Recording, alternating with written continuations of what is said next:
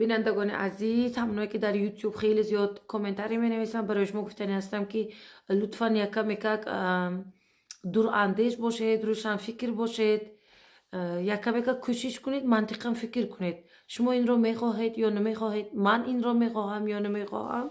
کشورهایی که در آسیای میانه شکل گرفته است دیگه شکل گرفته است، امنو هستند در جایشان، اونا با یکی دیگر همسایه هستند. امروز لطفا یکم احترام کردن یاد گیرید. با شما این کاراتون یکم چیز تغییر نمیکند. وقتتون، انرژیتون با انتقاد به دیگران مصرف نکنید. بهتر است با این انرژیتون با شگوفایی وطنتون مصرف کنید.